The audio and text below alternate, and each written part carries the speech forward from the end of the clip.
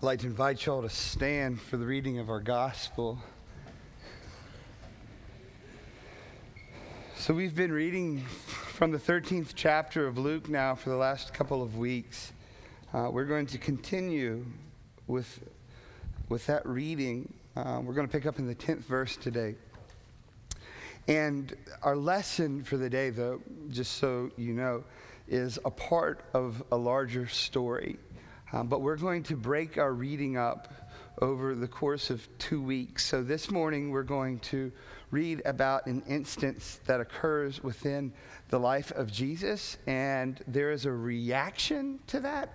And we're going to hold off to next week to talk about the reaction that occurs. We're just going to focus today on the instance itself. So here is our word for us this day. Now Jesus was teaching in one of the synagogues on the Sabbath. And just then there appeared a woman with a spirit that had crippled her for 18 years. She was bent over and she was quite unable to stand up straight. And when Jesus saw her, he called her over and said, "Woman, you are set free from your ailment." And when Jesus laid his hands on her, immediately she stood up straight and she began praising God. This is the word of God for us, the people of God. You may be seated. There's a small island that's actually part of New Zealand that's just off the southeastern coast of New Zealand proper. And the island is called South Island. And there's something interesting that's happened at the very southernmost portion of South Island. The town that makes up the southernmost portion is called Slope Point. And what's interesting about Slope Point is that every day, all day long, there is a gust of wind that continues to come off of the ocean, over the cliffs, and into the town itself. So this is what's happening. There is a particular weather pattern, and there is a wind that comes up out of the Antarctic, and it travels along this same pattern consistently, traveling 2,000 miles over the Pacific Ocean until it reaches Slope Point. Now, what's interesting to me about this, and these are some pictures from this particular area. Slope Point is virtually uninhabited. There's a small little town there, but there's no way to actually reach it. In order to get to Slope Point, you have to walk something like 50 kilometers, which I don't know how long that is, but it may be a long time. I don't know how long. But that's what I read, that it's like a pretty good trek to get from the most accessible point to this place. Now, New Zealand as a whole, one of the major industries or whatever, I don't know, I guess it's an industry, is sheep herding. Sheep herding is very big there, and I guess what comes along with that, the wool and everything. And so much like New Zealand as a whole, South Island is pretty much utilized as for its pastures and the sheep that are raised there. Now, sheep have gone south and they've made their way all the way into Slope Point. And so the majority of the people who make up this little town are the shepherds who are herding these sheep. But the conditions there are so brute and just awful because, again, every day, all day, there's this freezing cold wind that's coming all the way up out of the Antarctic and coming in to Slope Point. So these shepherds years ago became concerned about the effect that the conditions might have on their sheep. And so they decided to invest in a bunch of trees, and they bought these saplings, and throughout the pastures in Slope Point, they put these little, and just kind of put them, a bunch of saplings here, and then they went a good distance and put another set of saplings there. So all along the pastures of Slope Point, there's just this random grouping of saplings that they planted. And over time, those saplings began to grow into the trees that you are seeing on the screens right now. And you've probably been able to pick up on the effect that the wind has had upon the trees. It looks like the wind has blown these trees over, but that's not actually the case. You see, from the time that these saplings began to grow into the trees that they have been affected by the constant force of the winds that are coming off of the Pacific and entering into Slope Point. And so what we see here is not a bunch of trees that have fallen over, but rather we see trees that after having constant external force applied to them, that they have bent in their growth.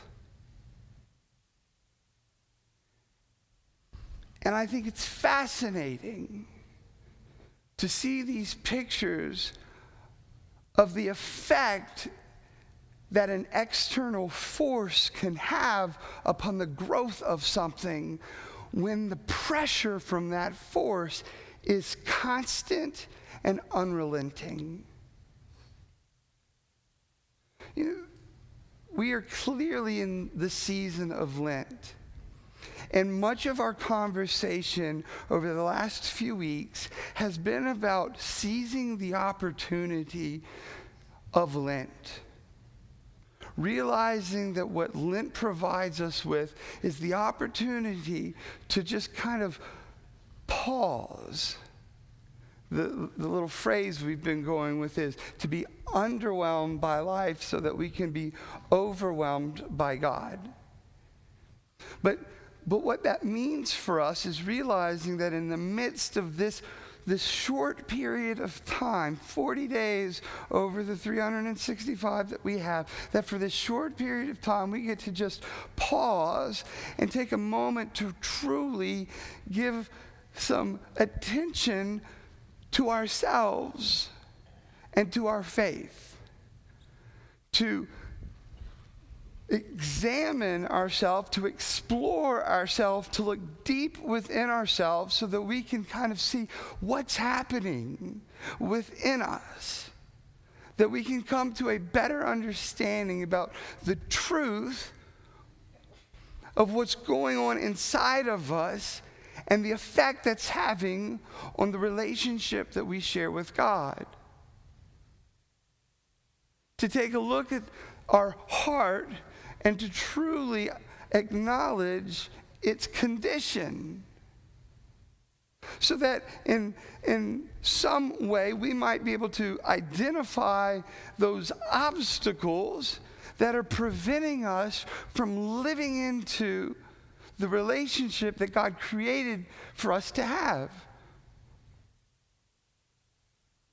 And the emphasis that we've placed on this over the last few weeks has been very much to look internally to determine what those internal factors are that are having an effect on the overall condition of our faith.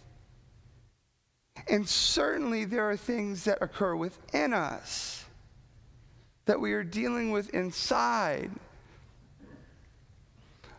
But I think we also need to acknowledge that it's not just stuff that's happening inside of us that affects us, that it's also things that are happening to us. That it's not just internal factors, but that there are external factors that are having an incredible influence and impression upon our relationship with God.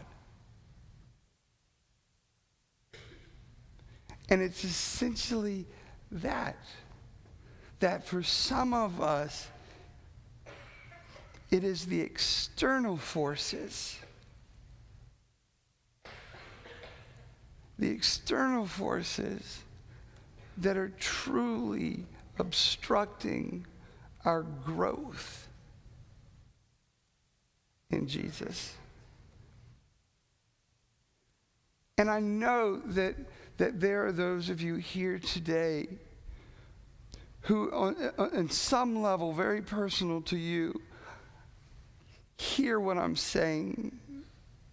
Because I know that there are some of you here today who are having to deal with things that feel like it's out of your control. We're not just talking about dealing with the consequences of your own actions. We're talking about the things that we deal with in life that come at us almost randomly. And you don't know how they got there and why they're there and why you are being the recipient of it, but you feel the force against you. And for some of you, that may look like depression, something that we don't like to talk about openly, but I know that there are some who are dealing with that in a very personal way, where even though it's happening inside of you, it's not you. And you don't know why it's there, but you know that there's a force, and you're having that force applied to you and pressure being applied to you, and it is actually having a very distortive effect on you. Some of you, it's other things. It's dealing with the ramifications and the reverberations of what's going on in someone else's life. You know what I'm talking about? When someone you desperately love or desperately care for is going through a trial or a tribulation, or maybe they're struggling with their own demons about something, but the reverberation is playing out and you feel the pressure from it and it's weighing you down. Or maybe it's just the harm that someone has done that you unfortunately are having to deal with. Quickly, this happened to me once. I had someone who betrayed my trust in a significant way a couple of years ago. Someone I worked with. I didn't know how badly that would hurt to have my trust betrayed. And I knew it was nothing that I did, that it was solely what that individual had done, that the wrong that was occurred was on them, but the harm that came out of it was felt by me. And I could have never imagined the pressure that harm would apply to my own life. And so I don't know what it looks like for you individually, but I do know that it is real to many of you. To know what it feels like to have an external force against you. And if you've ever had to walk through life with a force that is out of your control, that is gripping you so tightly that you have no control.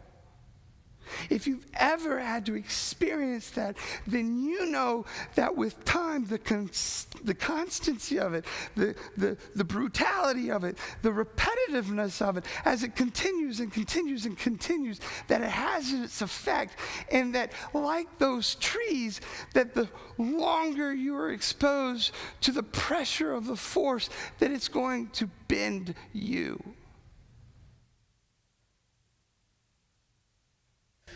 And of course, we know the fear of being bent too far. That at some point, we just snap. And what hurts me is I see people who go through these moments in their life where things out of their control are just having such an awful effect on them that it gets them to a place where they ask some of the most heartbreaking questions. Questions like, why me? What have I done to deserve this? God, when will you bring relief to me? And when relief doesn't come, but the pressure remains, you get to the point where you say, are you mad at me, God?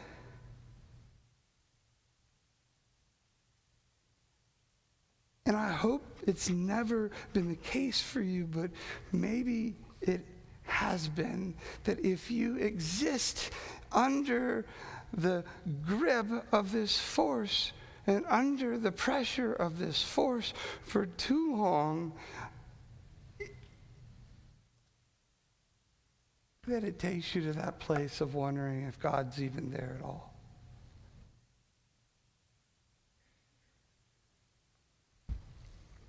That's why I think the woman in our story from today,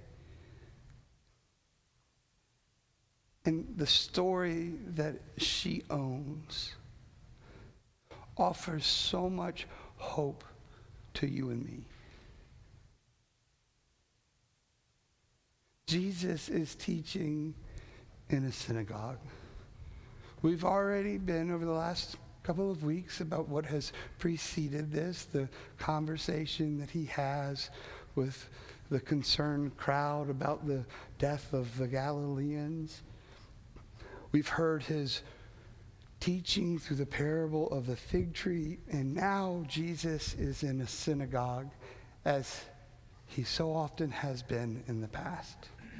Much of his Galilean ministry comes from a place of him teaching in the synagogue. In fact, this is the last time in the Gospel of Luke where Jesus will teach in this particular way in a synagogue. And while Jesus is teaching in a synagogue, he happens to notice that there's a woman. And I need to stop there, because that's the first thing that is so amazing about this particular story. For those of you who don't know, women were not allowed to have seats of privilege in the synagogue. So Jesus would have been there. He would have assumed the seat of authority where he would have taught from. And around him, the men would have gathered. If the particular synagogue had a balcony, the women would have been sent to the balcony, or they would have been at like the entranceways, but they would not have been allowed in. At best, they were allowed on the outside. And so the first thing that amazes me about this story is that Jesus, in the midst of this conversation, is able to look beyond those closest to him and to see the woman in the distance, the one who otherwise would go unnoticed. And this woman is clearly affected by some sort of physical ailment. such that she was bent over.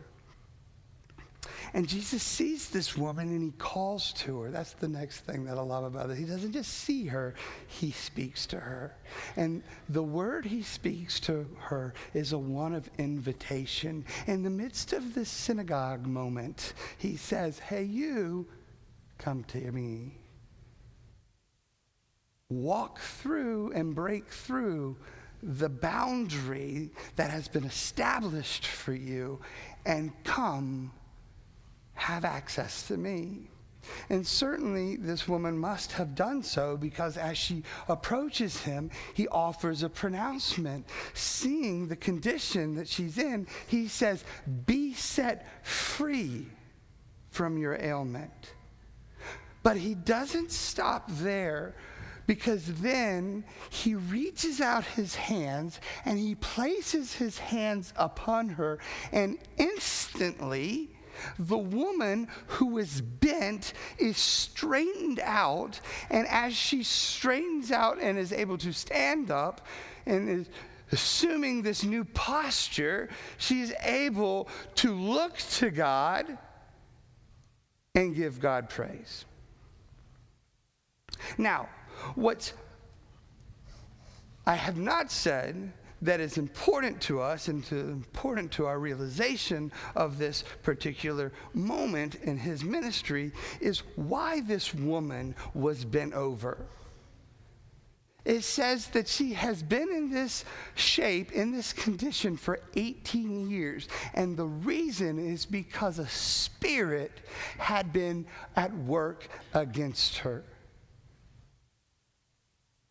That for 18 relentless years, there was an adversarial force applied against her, and that this force that had been constantly upon her for the length of time that it had been upon her had an effect that she began to grow differently. It wasn't just that she fell over under the weight of the Spirit, but that the Spirit's effect upon her bent her in her growth, such that she could only see the ground beneath her. Do you know that the Greek word for spirit is pneuma? We talked about that not too long ago, and I told you that there are some other ways to translate that word. In addition to pneuma being spirit, it is also the word for breath. The breath that is breathed into us that makes this material body into something great in the eyes of God. It is the breath of God within us. But there's another way of translating it. That word also means wind. So literally, quite literally, the constant pressure of the Spirit, like the constant pressure of a relentless wind, had a debilitating effect upon this woman. The Spirit had bent her.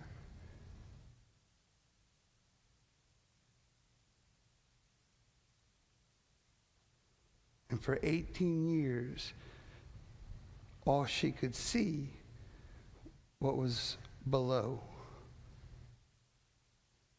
and not what was above.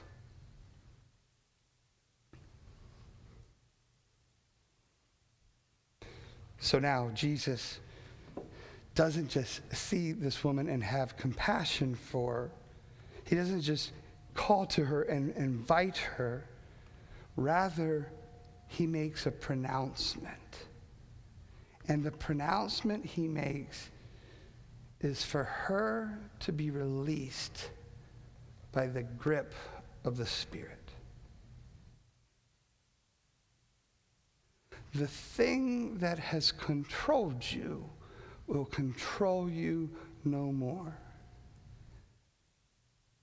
And the pressure and the weight and the burden it has placed upon you will not have its effect any longer. And then we see his hands placed upon her. And now that she's been redeemed, by his touch, she is restored. She wasn't just set free. She was put on a new path with a new life. She was straightened up so that she had a new posture, so that she wasn't forced to look below. But now, by her own choosing, she could look above. And what did she do in that moment? She looked up and she gave praise to God above.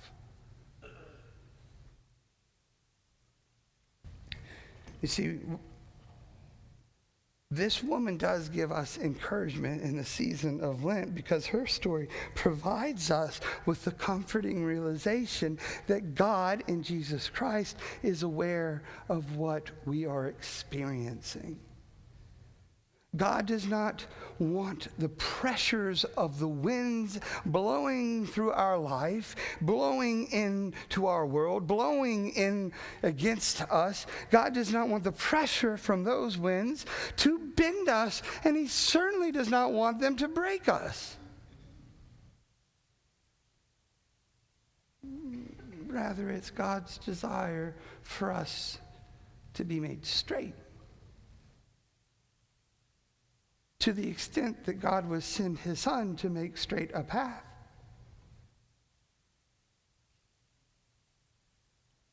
So that ultimately we might have access to the Father, so that we might be at the place where God's grace comes down, but more importantly, that we might be able to assume the posture where we can give praise and glory to the God who is and will always be.